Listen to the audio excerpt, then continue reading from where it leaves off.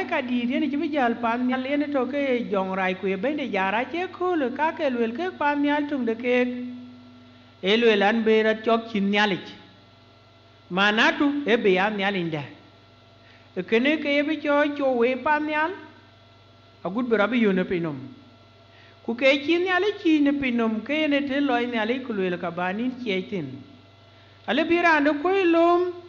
yung yen nyali ko chu jong raj yen ke yen jong raj che je pinom te to me ran tin ku bu ko be ya cho gumela a che nyali yen e loj pinom lu jong raj ku le man chani ja cho pa nyali kareten naram dong kran yen chop ran a che ne ran chop le te ben ketin e ran chop ni na je yam ka le je ko no rong jok ku ketin tin a ben jong raj ne pinom ai liwi nyali chin tin akai chukul be alum chi nyale yene yo jong raj ka yene chu jong raj pinum chi ki ko nyar nyale jan nyar ko yene ka cheni jong raj kwen chung ne pinum ni ye chu kristo ku ni jong de la jik kwa be chu we no ko chi ku yen ka jala la de to ateri manin mainda ber eto ani ni jong raj jam ne Isaiah tier ku ngwan chu tier ku ngwan le lan bra chok chin nyale yen kete yen bible ja lwele yimbe ya chin le ko no no ran ti ben pi no ra chok chin nyale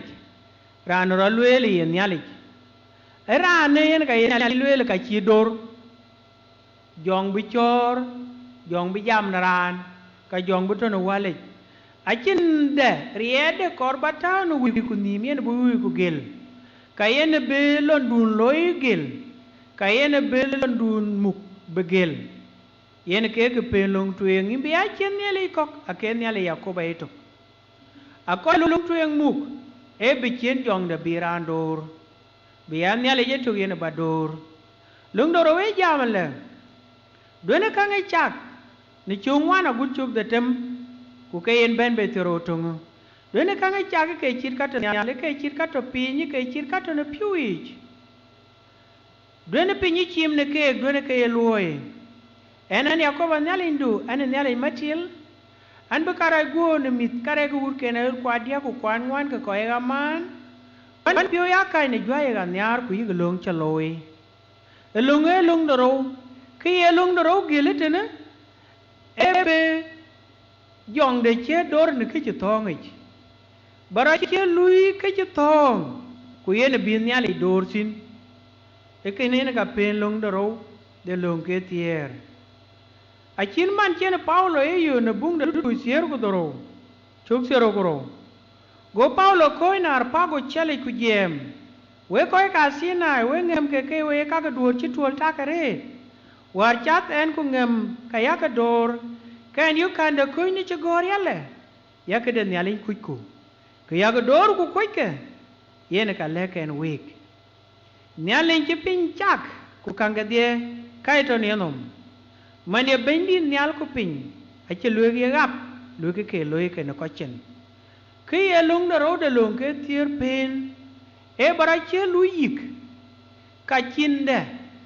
baloy bi chinde baloy ni lom ye ke baya chen ka ye ke baya mu ka ye ke baya to ka ye ke baya to no nom ka ye ke binin na ya to ken adai ke ye ni joge ne dor ku ka ye jal be loy ke jitong be ni dor elonge yen ali jam do ne ke tong do ne dor ai longe yen ka yen yi nyai awan borten yi ka ke chwen ke long do de long ke tier ku no ngai long tuen ya cha ne jog yen ka do ne ke yi ki ku di daret e long do de long ke tier yen ke long yen yi nyai ku wal ben ke cheng no ko gup ka ke mu no ko chen lung do de lung ke tier ai yi ke ka ke nyai kana lot ti chen yi nyai tin ka yi ke ka ke nyai ke ka jog yen ke chup eten jog a che chun jog a ye chup elani che pin aguta de ye chu ben pinum ko gudu kula kiran jog chun gudu ye chu an yendu tu to ku kanisa de ayele la ko ya ke ja che joga ye che joga che chun nungu man beni jog chuny achi toke no ko pino meten au ben ke ni Yesu e bende ni ne tit ku akiyu ku gwel ka tong ye wel tin te be wolung do ro lung ke tie tao te de e bi be ke nyai ku bi ja be ke chobwe ka be ke chie ne gan chi ka gap ye ko gup ka ye yiki ka ye panim chi ka gap ka ye wir ka ye tim ger di chi ja gap tin ben yen ka yen ka chie tin ku jallo te de ni chi ka gap tin lo ko chi ka chin jallo chuny ku yen jo gup e to ka kin chuny e chej bas ku yik ke ka ke chuny ke alung da ro lung ke tiere jam dwene ka ngi cha ka dwene ke chi thong dwene ye loy ku badur bi chen dong da ka tiech bin we ku ya ge lung da dia ke jam la dwene rin ke yakoba nyale ni dwene ke lat yakoba bele de gor enoran ye lat lung de riu bu rin ke nyale bu ke ya riu rin ke nyale ja yu ko la na dol karo ka aye ko ke la na dol karo ba nyale balla ni lep ti eran ti riyo nyale e ka le nyale na cha ka ke chiro lo ni yom mi ka ke lo rat bai ke ka le te nyale ku ka che nyale yene lo yen ke chiro lo e pinum na cha ka chi pingwo bor ka chi pin ya ka re ka kwane de chiro lo ku na cha ya ke lo ran ke ka le te nyale ba nyale la ni lep e de le ne nyale la ku ka pene longa din da ro e ba nyale la ne loy du ba ke de loy ke che pyo ne nyale ke lo bu ko ke da yin bi ke jam ya ko ke nyale ke ye ke ne be lo ye le ye chwe che jam na masaya di chuk sir gu de tem cha ke ye du ni la cha ko nyin ke de bu ko lo e pyo du ni angem ku yu ku wor don to nyale lunge ge me ye chu alwe we krisana we ko che do ke nyale ji cho lete ne kaya ke loy cha ke lon pie du ne bene la cha ko nyin ke de bu ko lo e pie du ni angem ku yi ku wor don to nyale bi che lo re du ni e ko ngim ku yi ku wor don to nyal yi ke lat ke yi ne cho e lete cha na lwe ko ya ko ke nyale ji be lu yi la ke yi ni ke nyale cho lete lung da dia de lung ke tier e jam barin ke nyale ba ke che let ka ba ke che cho lete ke lung da wan de lung ke tier e jam la dona no me mar ko la sabat ye we pe ye ko la jik imbe ya lu na kal ga datam abin ga lo du ya lo ben kul bir datam e saban ya ko ban nyale ndo ye ko la chin bi ya lu yin ku wendu ku nyandu ko wundu ku nyana wundu ko miur ku kamarer pandu yakoba chang nyal ku bin na kal ka datam ku bar ku kanga de kato na kai ku long no kul bir datam yen ke se yakoba kul bir datam ku week lung da wanda lung ke tier e jam ne kul de nyal du che kul on yen e gem on che nyal ku pin ku jolong a che ne nyal long chiran chi dak a che loy twet e ku na na lon ja jal tul kin jal kul tu bebe kul biro lech ku kul batao bene ke dun cha lo ya tak on chen nyale lo de tul ne kul de tem chi wara kul go ye kul jal bebe yen jole long tin ku jol tie ku jol we pe ku jol nin jal ku tung ne doro aka ye gol kul tu kul ro a gut kul de tem na ye kul doro ke kul nyale du che aye kul yen ka ye chol yum sabit arabi kwen ka ye chol saturday english kwen ka ye chol akul doro tong jeng kwen ka ye chol seventh day ne tong de english ya de kwen tong de bible yen kul doro aye kul chin ale taw ne long dai ku ke bin ale betaw ne long ke tieri ke go to on che nyal ku pin go ye kul jal we ku yina dem ku jala meran ben kul ka yen meran chin ale yen be pin me ya loy yen ka yen long chane chin ale long tin yen ka ye we chane chin ale ye chi we ku yen ka yen dur tin ki man chin ale che lwel ne bung de leviticus terogo diak chuk diak bung de leviticus terogo diak chuk diak a chen ne ale chele miski Israel ke ko ne ale ni etane mana de ke nin ke de ma bin ke alui ku kul de doro yene kul sabat e sabat ni Yakoba e kul de guir duon lajik along duor ai wetok ku bumu ke kul ne ale ku be ya mu ke lajik ke yeriok e budong ne loy a che re de yeriok ye ne ale lwel ya ko we ke kul lajik re ji yeriok kul sabat e re de loy anong de chen Paulo jam ne bung de Galatai chapter ro chuk sier ku detem ku dong sabat chi Paulo ka lwel Bible ke ya tapai chi Kristiano ke bermu ne Kolosai chapter ro chuk sier ku detem Paulo chi jam e ka ju ya chi lwel ka ya tapai ku tong yene ban jam tin e ke de sabat alwel yene kirane weluk ne ke de sabat ke kaka aya tiapa de ke beben ku gop e ya ke de Kristo Paulo e jamata ni sabat e ya tiapa ke jola tiapa aya tip ti kedin ti nong akol ka ti nong nur ku ke shadow e tong de English ana cha ti nong akol ka nong nurwer ni ko chien ku ke to ni ko chien ki laut ke ko ut ki ke kanting aya tim dun bo ya kanoran bo ku jaran jol ben ki ye Bible chola tiapa ai ka chin ya le ke yen meran ben ke ye chu ngim ke bo ku ye chu aken ko ben ke ka ai chola tiapa chi man ku che ya tiapa ai chin ya le gam bu ku kan gam ku ka ya tiapa ne ye chu na la ye chu ben mia ke ka chin ku do be loy ku ye la tiapa ju aye Bible aye lwele ten mana dege neng sabat ke ya tiapa ka chi ke ber ga mu ne kanisa Bible anong sabat ke wan sabat twenge kul sabat ne chugu ping yene kul doro yene kul sabat yene yom sabit yene Saturday yene seventh day e gaven nyali won ni chang de pinyi sabat doro e sabat ne kul de kuch aye chol sabat of atonement saban de kul kuch e pe nin tier pe no doro ruone je ben ayen Israel ben tuk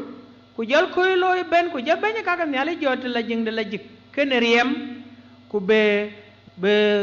ka to la jing de la jik bu la wer ku be long na we ka koy ben nyale karay ka koy pol e kula e jol kula saban yen koy mat ken nyale ka chene lu na ji jalo ni yom kam no wiki ke ka chene lu yi kula e kul de sabat ku ke kul de kuch ana kore ne ke levite ka tero go diak chuk tero go de tema gutte diak tok e saban kene e saban e ya chapa ye chu Kristo yen ke jala kuch na tok a ye chu yen ke nyong de kuch a chin nyong de ber ko kor ye chu yen ke banye ka ka nyali chilat la jing de la jik ken riem de ku riem de ye chu yen ke ya awe ko chwad we na on bo Yesu Kristo na lo kwen masai tero ku doro chuk ti ku tok on to Yesu go la ni chi geng te la jing de la jik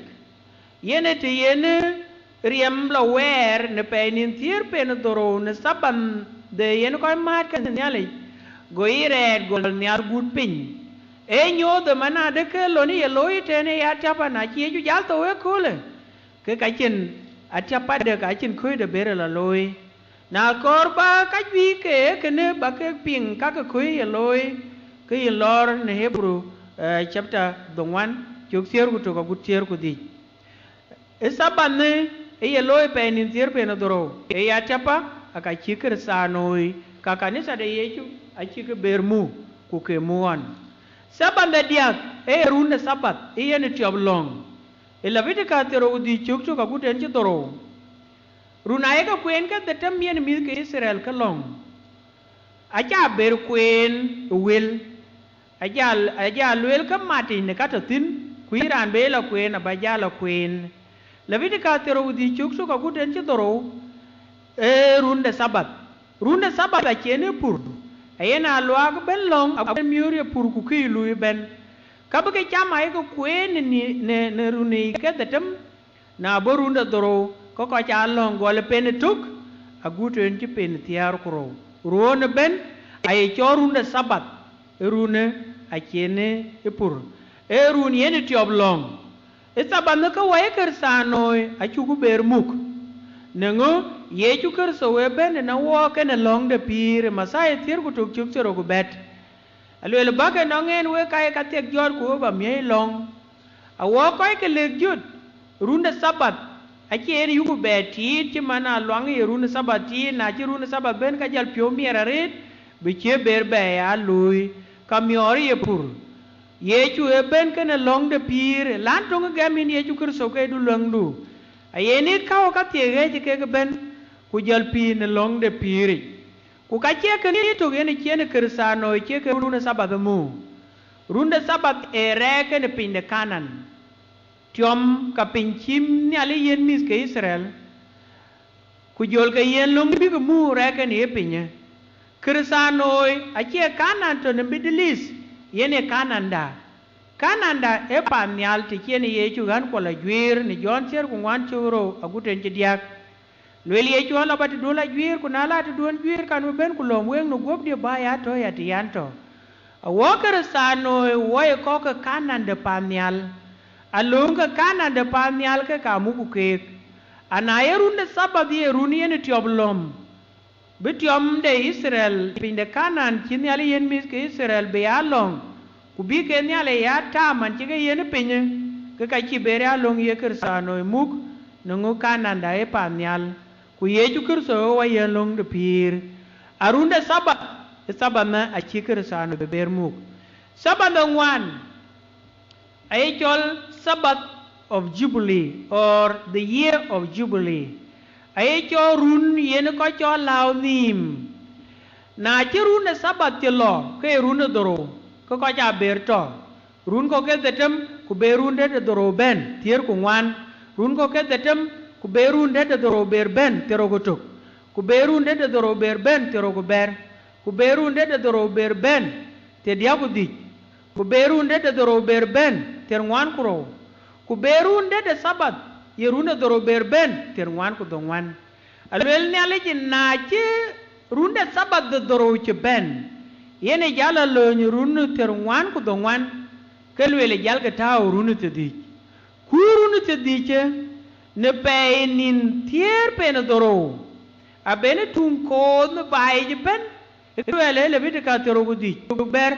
agute chuk te di ku di run de te di ayene nom law chal e norane ben na nen ke du nu murande e ka duin na ne ranu muk ne kainde nom rane ben e du panden rane ben aya pende ne mung ne kainde nom e do karane ben ci mai ci pionde ka mu ke kede ne rande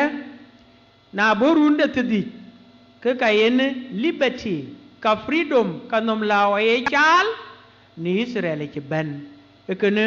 ay cho runde nom law ku ber Israel pira burun ko ke tedi bello e runde tedi ce yene runde nom law a ci kër sane ber muk ne masaya tier ku ber ci sero ko to ku sero ko ro a cene Petro ye ci yo ku lele bendi bu wan ma ta ya lo kra ku ba pala ade yena doro nungu Paulo Petro lui no kwen ku ke lui ne tane to ni Israel nungu rune sabande doro yen ke run yen ko yenum law ku ka che kene yetu e chol ye ko run pala we bi ya ku enade go ye chulul ka che na doro e na doro na te doro na doro na yupen e ke na bot ka ngwan ku te dongwan e ke ne pel da we che na kerden agut bala lwel ne ye bung tungi lwel na luwan mudi na wai na doro no kul to ku wele pyo lwel en dia pyo ke pala wande ye ju e ben ken pel da we che betit ye ju e ben ken nom law che betit runu te dik la we ye ju kerso ken yale ke wo pal karai kon kwa kor ba karai kon ba ka parate ya agu na ko ran ni chi cha ran ne ali ke ka ye ke pela winde la na wele ne pio na ne ran chi lu ya wach ke ka ye ke pala winde ni ye kul tunga ake chol nom lao ni ye chu ker so a che be ti tu ru ne te di e lantung gem ni ye chu kin chol lao nom e lantung lu iranin krai chi cha ben no ngi ka kin ben no ngin ke rana chol lao nom sabato na bible ji ka ke wan ku sabat ke dia ka ya pai gole saban de pen toro yene kui loy e ya chapa na chi e chu ker so ben ken ke jala koi da aka chu be loy e saban de pen toro saban de runa toro ye job long e ya chapa ye chu ben ken long de pir ku ke ben ke ler wa kana ne panyal saban de runa tedi yene ko cho law mim yene nom law chal e ya chapa ka chi ker sa no bermu ye chu ker so e ben ken nom law da an ye chu ker so gam a chi be ti tang ben la cho law nom e ne ale pala we ke ne ta tongo ku kore ya ba we ya para an ben an kre ye loyen ku de sabat e cha chapa nungu ki cho la chapa e ki gem war ken re loy na chire loy no goituk ku ne le ja kor bi ye chu ker so winde a kor bu tuo chi pin sorry na chire loy no goy diak a che goituk ne loy re na chire loy no goy diak ku ne le ja kor bu winde ye chu ker so a kor bu tuo chi pinum ke ka ke gor du ben no goy diak ben malakai ke ka no nge cha chapai ku bi ye chu jal dit ku yen ku le sabat e gem kere ken loy a chin ke kor a chapa ko chin ke kor bi ye chu tuo je pinum a ku le sabat e cha chapa e yin men ran kere ken loy kwa che ku le judai ya de nungu kai cho judai ka kuma de juda e bro gol ne run buat ka dongwan ku teodoro bc in ka bena kuma de juda bera gol wan dung rahbom win solomon kene jur chol juda ku benjamin ke jal ke cho ya kuma de juda ku lo jarabom kene wat ke tier ke le ke cho ya kuma de israel chen panden blaria ne runu bot ka doro ku tero kuro yene ke be ya pan samaria agudbi ye chu yo ke samaria sabate gemme ke juda ngot e ke chiralim karun ka dia ku te dia ku jol beneng ko jul jol juda ka kuma ka duore jol juda akul sabat e cha chapa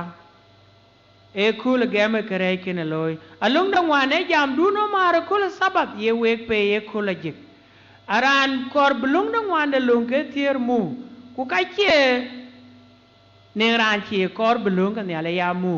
ana cha ran yu ke lung da ne ale mu ke kui e kin kwen ku kin pyo yen ku na ku le ne ni ke ka le mu a sabat e cha chapa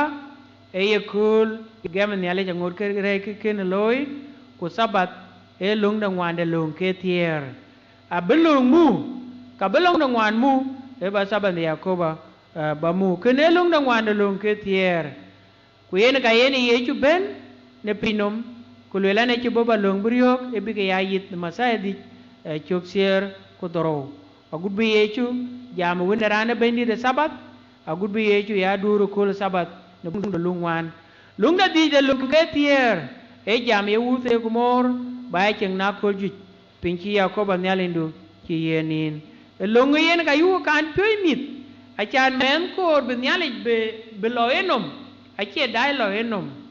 ran dit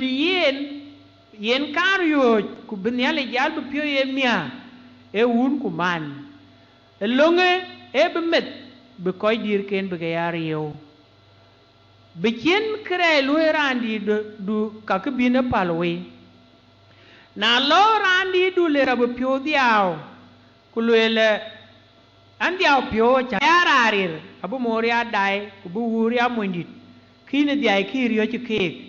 ace yi bay cien taw ne ka gup ba ke lewe raja bay ka ba ke palwe ace pyo ne ne na tong to ne ke cien ki ne men ko do an dit ke yin ka ye yo ke ka tyo ke ne ale amil che lo ngumuk mil ko ga ya wai lo mo non ko yi ke dit kek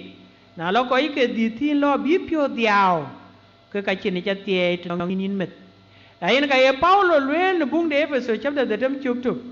we mi ya ka wil ka ko kun ka ben di loy ne ke yen piat ke yen ya ka piat ye ur ku mor yo yen ke lung tuen to ka wet e lung tuen to ke ne wer che mar ke ne yen ke ne choi lung tuen no ngo lung de goy de lung ka kam du ne ra re ke nin bu lo yo ala alola ke lung tuen to ka wet lung tuen ye wen ngo to ka yen alola ye ur te ko mor baya chang na kul twich e weto ke ne promise e werto e lung to ke ne wet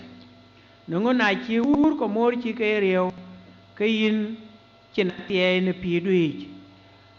ai lung ye pure ran ben aguna cha cha ran dit ke ur ko mor a kor yudit e kam du ne kek a kor lui dit e kam du ne kek e ke ne lung da dit de lung ke tier lung da te me jam do ne ter nak e chuk tier ku diak e ben be terotung do ne ter nak nang da ter e bara no mana beto ka bara yen ke bela no nin kong mia ku lunga chu kur beliap ke ne gil rot a chu kur beliap ke ne gil rot no ngope no me are a ko a chin a koi kok a chi koi kok nyar bi ke pir ka ke a chi koi kok nyar bi ya to ke ne ka ken ayene ka yene ko gil ko yene ka yene akuma to be bai gil ko yene ka yene bolis to be we ka ko pe ka ko be ke gil alo ma jama do ne ternak achi liap ke ne gil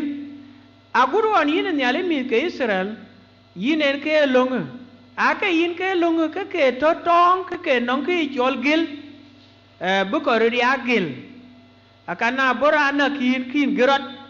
achi yene yen jam nungu ki chol justice ka kunir ki chol beglay ku ki chol nier a che ke liap nier a che jamana dege na nyaran ke ka jal cho nagyin ka jal cho pe kaku nier a che jamaya yen ka yen lung ben ku lela a che yin ya yin terier baka karana la lum ka barana la no yen ka yen justice ben ka na ne ran kor bekakarane beker jor pej bi aka ke lunga bo achan beran yo begil ne ran ku ki chol lung ya bengete ke ne kake alunga jam do ne tirnak e jam buwi ke ko be ke ya te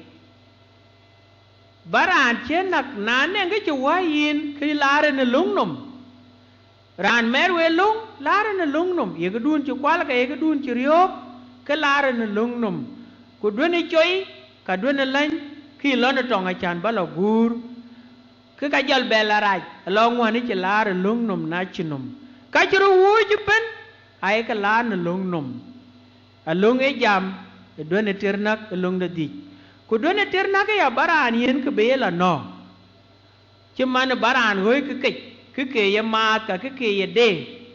ko ye la to ke la to ne ka ke ji ke mat ke ji tap ka ke ji ke de ke ji miao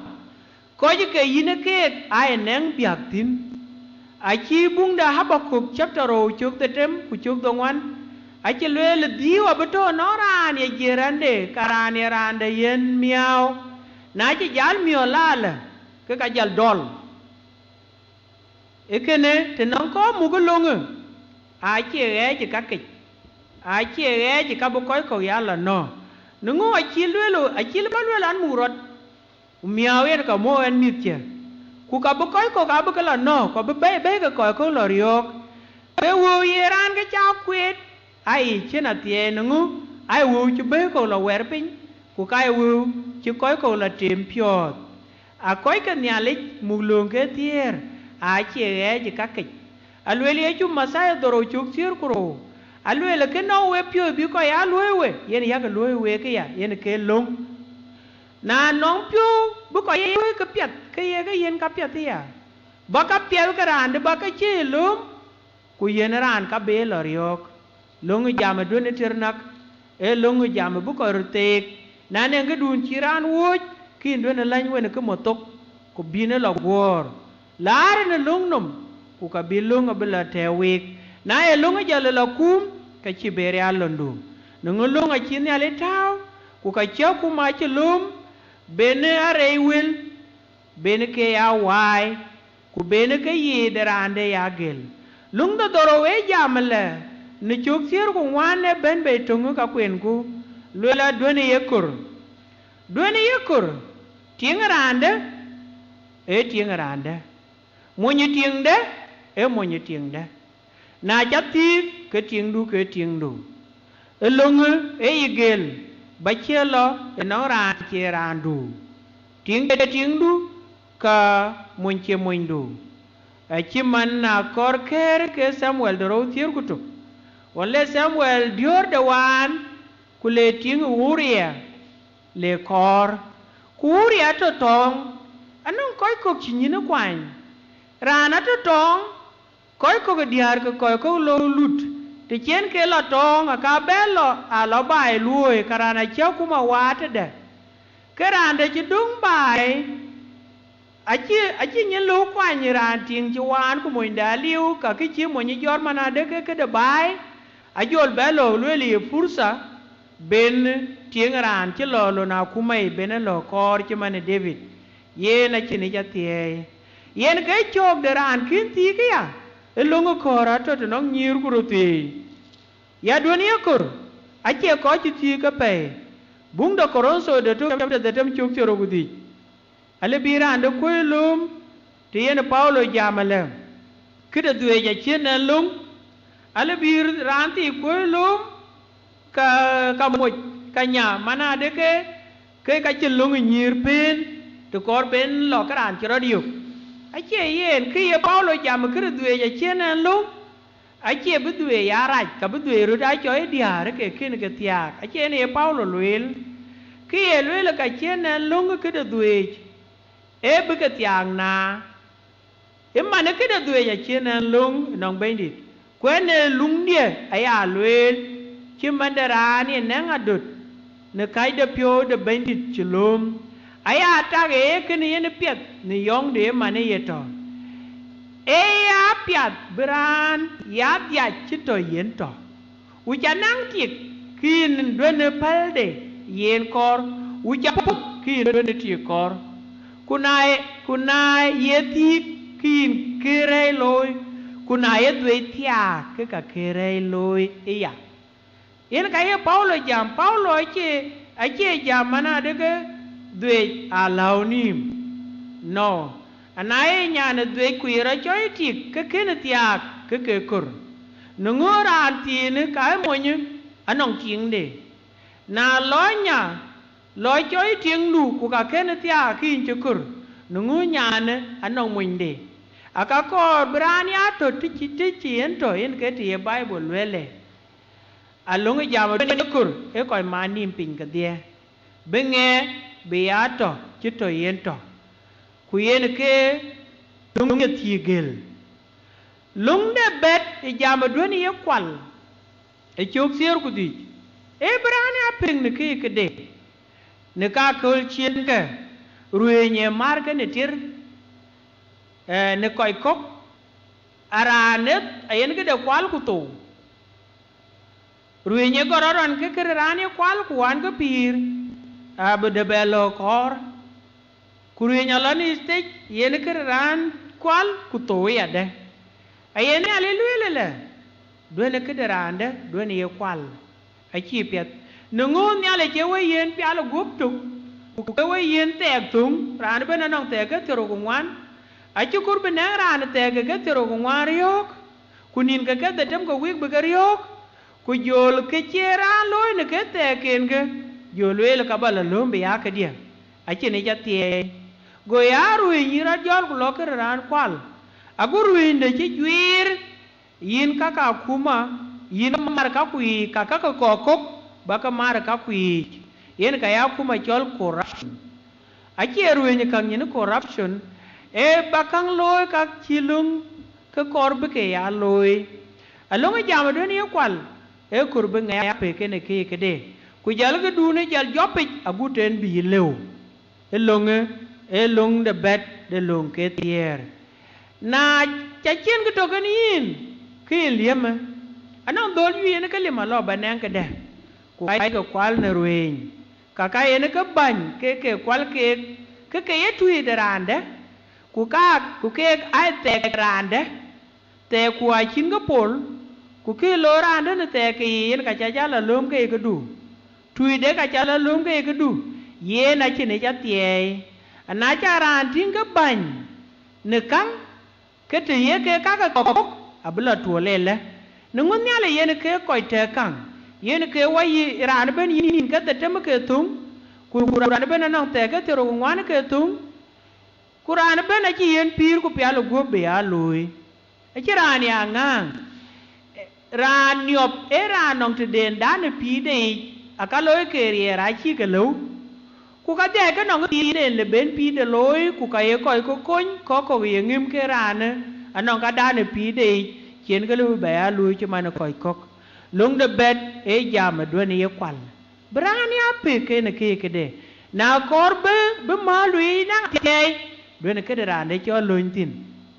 ke de ran de du cho luin ka ku na luin tin ke ne ran ngim ke cho le yin na loku darja lo bekang ya chal abiran lo kanang dan chamai din dia bijal ben radio jongle chuk ku lo kanang dan chamai din dia ne pe kela ku da we na kene ka wong ye cher kene bran lo na chuk lo kanang wo cha ko kwang ware i cha no wo ju jare ra nong ga wo ke ler bolis ka bran jam ku lo kanang ke bilo ba pe chiran ka kwany be ke be ya cha la de chuk ke wo chi jala ker sa noi ko chi jala ko mulung ke tier ke lung de ruin a chi ma ka ma ba be yu ke lo ke ruin aliu lung de dong wane jam duen yerit lung dong wane jam duen yerit ba ya jam yi barande ba chi nyon ko ne ke ken loi duen yerit anane ke lwel bai kana makta pe kin jam yi ana cha ya randu yene chi woy ke do na kum ko chu ye gare nungu na bu ko yalla ni ran na chi ran di woy kan lo kula ko na be ran woy ko be lo kule ko ke nga chi ran de ran ben lung jal nyon gadi kana bolis kana kuma ye nga chi ran de ti ke ku ka ki chol justice yene lungtung ka yene to no moto da kumai ka yene tung koro kuma buloi ku yene tung kor ni ali buloi ade na kor barandu ko indi chen woy ka tit ko kon cholo no lungnum na cholo no lungnum ku ne ngi chene jalo kum ka bar ku ja chwar pin a chan bulung tik yene ke lung cho chat ku yene ke ko chor yo no lung ku chiran be akum ko chan ye randu randa lu betong ram ke yu ku chuk da re ngana ngawaj a charande a chi yu ke to tong ana nen ko chi ke ka ti ye ran jor ngo ke na ran jor ngo na chi ping ke ran jude ke na ran jude ke kala tong e ke na chi lung a chi cholot de ko ki chol begle ka justice a chi cholot de a ye lung da dong wan lung ke tiere ye lwele dwen yerit baya jam ni yi tinengen kretik ka ke lu kin chuk jam yi na cholin kin ye chat ki lwel yi achan bi yi bilote de na loran kum ko kurana na ngawaj abe ran tina wai la luwe ka bran tina wai bila pen yi de ke na che pya ye pionu cha bi ni ya mana de ke ran a cha ke yo akor be ko ja jam yit yen ke chok de je mi ne rin karan kin do na ran do ne nyun ko ne ke kin loy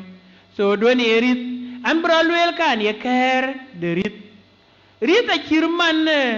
ne ka cha ga ping nong du wi kok ke wi de ke te de ya esa malek e chitir no ane jale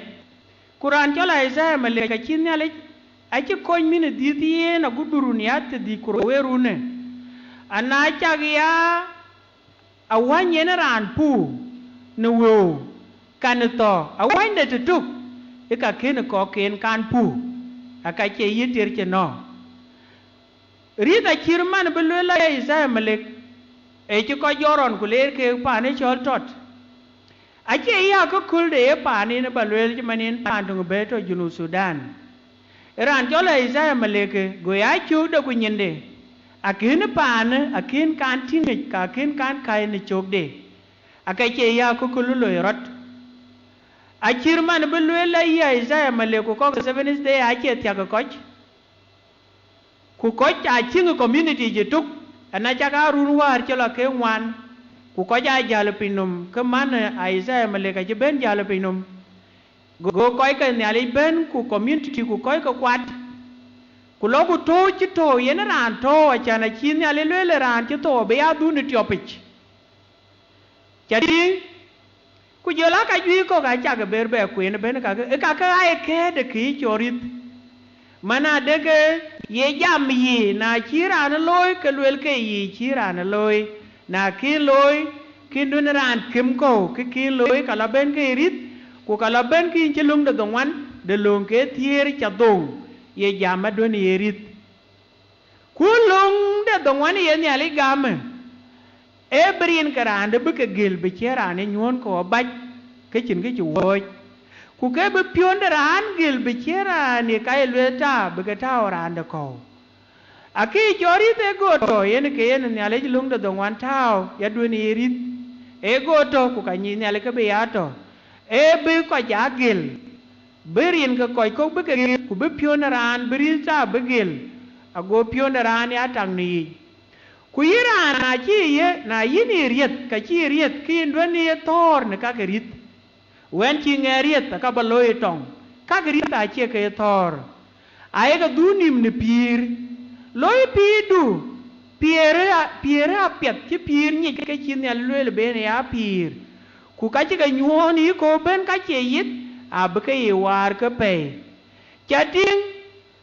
nin yen wa tang chi nyar ran ko ni rit ye ke cheng ran ko ali nin yen ke la cheng ran ni nyuni ko enin diang bene ka iriet ka yen ka nyuon ko yara ne kre che loy ke ka yin ka to ki rai ne ko nyin kuna jal ko bela dai kule yu ka war ki ka tawu ko ai lwet ke ai la jal ra ne nyun ko kule ka lon ran nyu ran ko au be ra ne wo ke ra ne jam lwet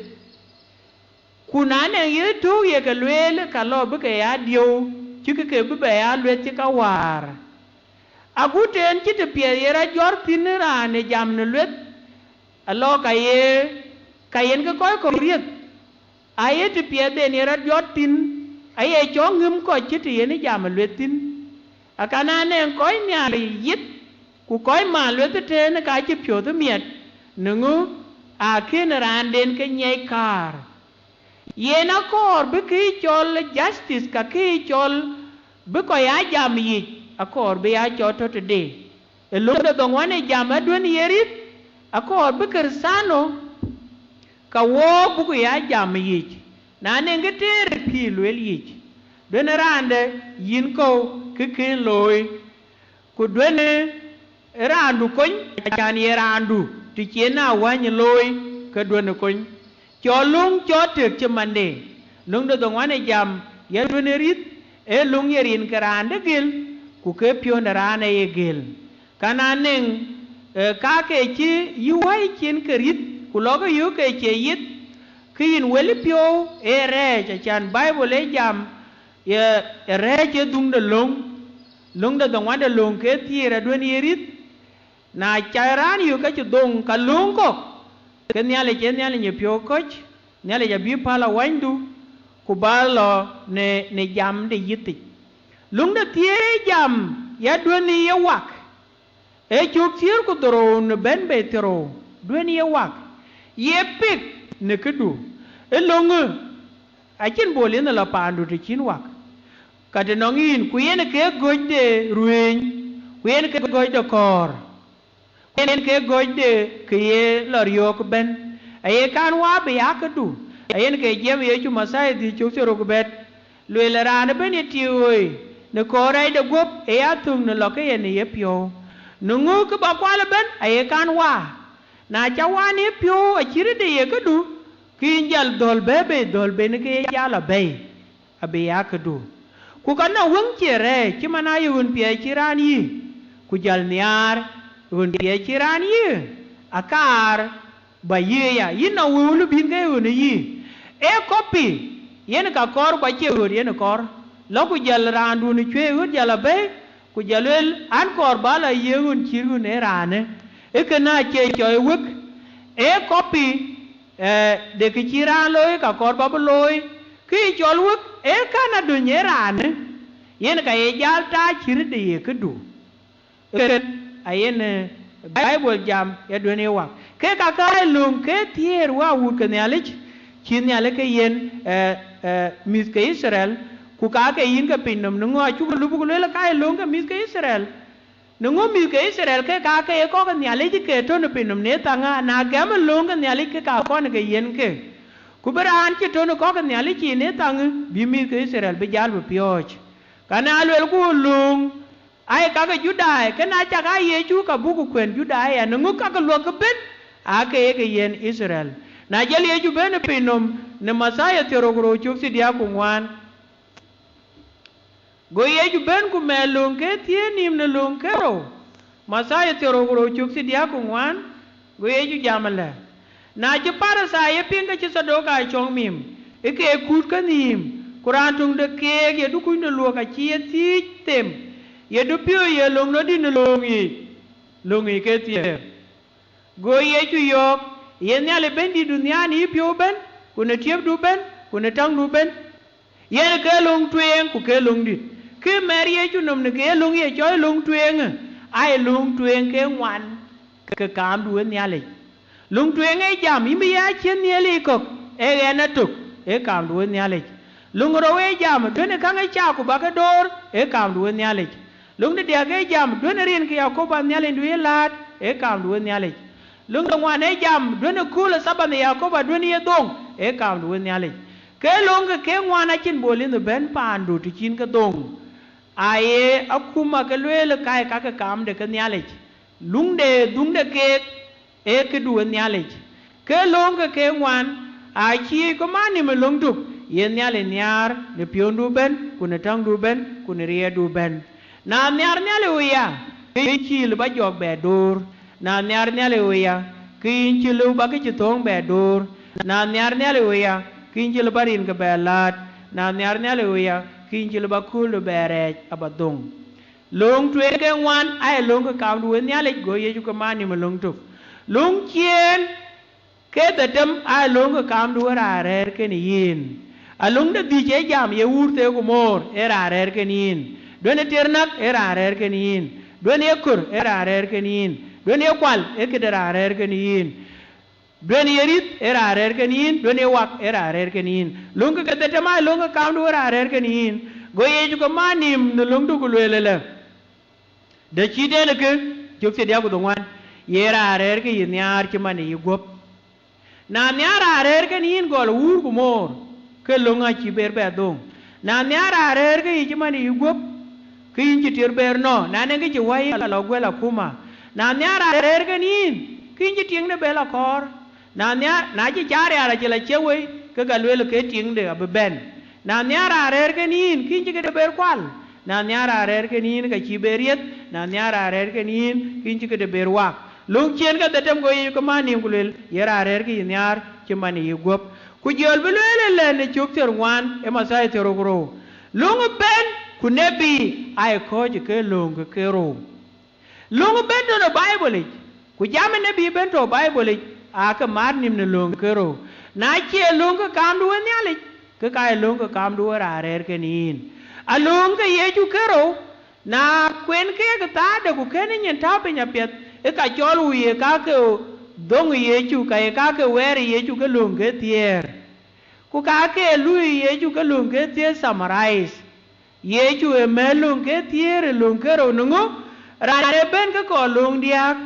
le ye lung di lung ich go ye chu le la ka pet go lung ke tier mat abi ke ya lung ke ro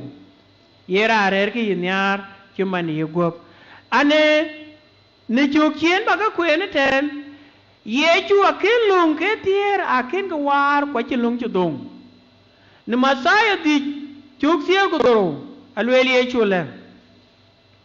Doki yeta wane an bo balung kanepi belo yade beriok epi ke yangu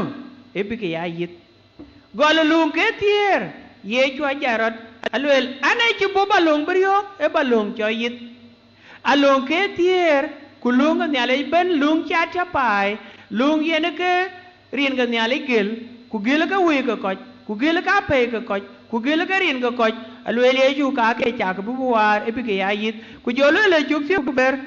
na ngori nya ka pe ni ke ke ne ka gwa nyai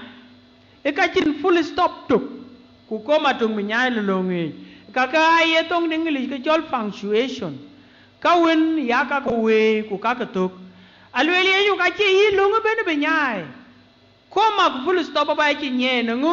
ke ka ka we ku nye ke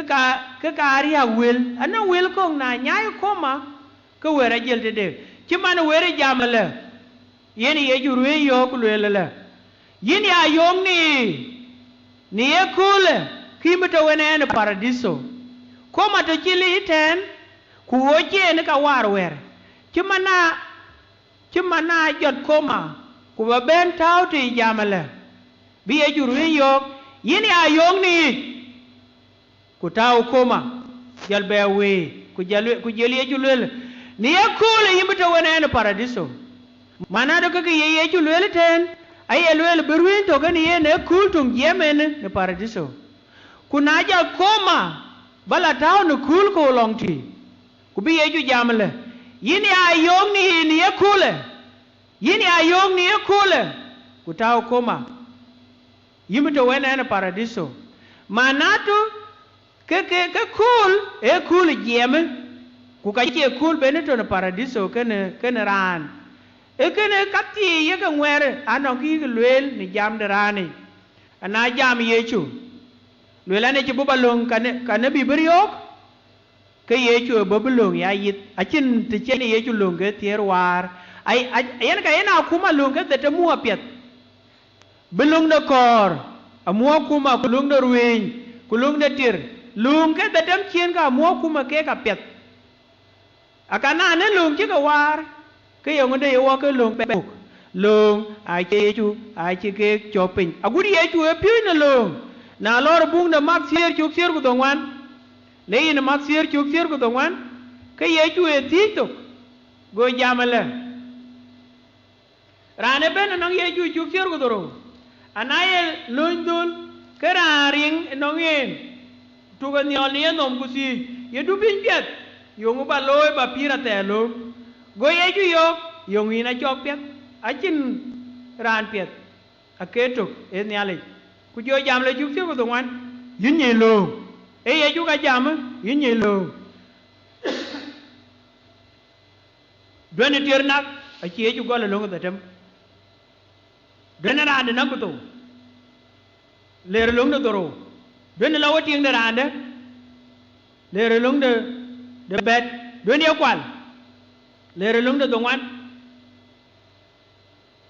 dweni rit ku jol bela ben ne lung de di ye wurte ko mor e Yechu akin lung akin gariok lung ka die agu lung de ngwade lung ke tier ye lung de sabat anajam piude ne Christianity ke piuda e piue lung ya yit we wur kan nyalik ping ne yerore lung ke tier ne pioi da ko wae kersanoi ku yugo kanisa den nyalich rana bene du pioi ben lung ke tier ku pioi ke aguten bigi ya yin ne pire ko ji ne community dai ku ne dola da ne junu Sudan ke ma chakel bi le rete e ka tok ma chakel ke tier yang ada bete no ku ke kersano machakal ke ruin yang ada bere bekwal machakal ke kor yang ada bere bekor machakal ben lore de mane e kun kuilung ke tier e ke kene lung ke tier taw ne pirik kuna te ku lung ke tier ne pirik ko wae ko ka nyalich ke panda boke pan pet aboke pande dor angolo bene la panyal ke wobo ke panda ye pano ngriu panda dor lunge tier ai lunge dor kam duwen nyali ku kam duwen ko ayi man jena kuma jal mama machakal ko community amila kai kwato no bolis ko ka chenin ku ka che ko borong de ai wonu gu ko ope amil ko a cheng ruor ku ka chenin a chan buwi ko gil ko pe ko ke de tir ne ke de kor ne ke de ruin ban ga lo a che a yen lo ko mar kuna tewe lunge tie ne piri ko wae ke sa noi ka kuma jale no wel ka ka yin nyal ku domendi da kuma a chi ma cha ke ko wae community a chi berbe tul ka kuma jale no wel ka ka yin nyal ku jol ku ya pa de dor a lunge tier ai lung ke dor ku ka lung chi e chu kristo chi ke chopin ke bidia ni pire ko ka nyale chi en ka chi wo pyo chi ne ke chu kero chu kien ka bu ku en bung de nyo sier ku wan bung de nyo sier ku wan chu sier ku ro a chen jamala ku bung de nyos e bung de di de wil pet ke ye chu e bung joli e chu la tuoj pan nyal alwele liede pyo do ko chi sie ke ko ye lunga ni ale mu ku gamne yecho ko tie ai ko ye lunga ni ale mu ku gamne yecho a che ko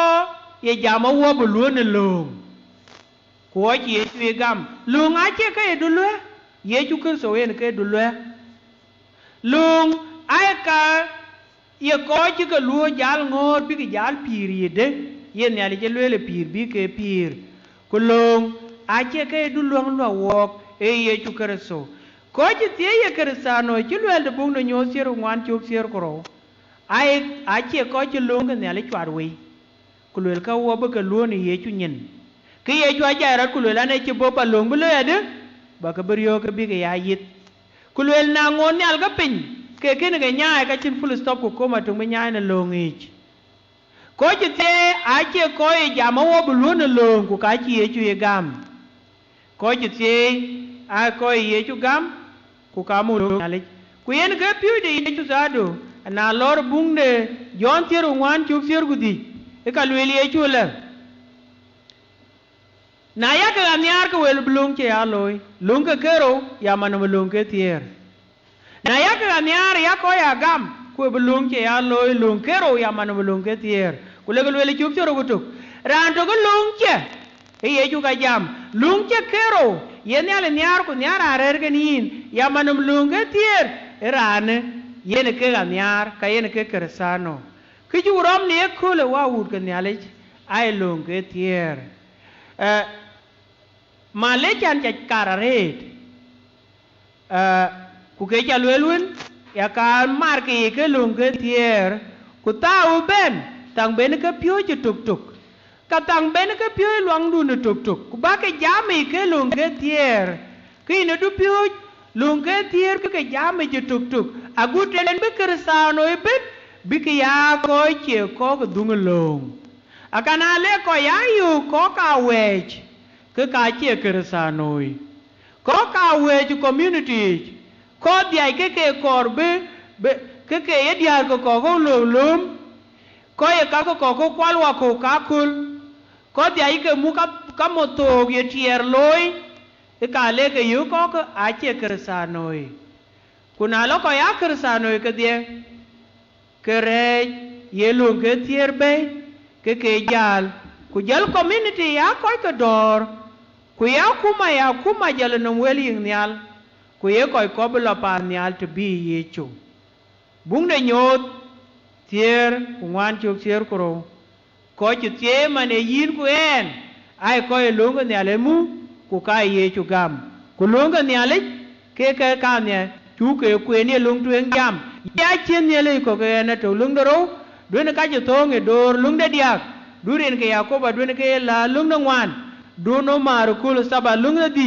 ye wurte ku mor lung de tem du ne tirnak lung de toro duen ye kur lung da bet duen ye kwal lung da dongwan duen ye rip lung da tier malaika di dia ni ci bijal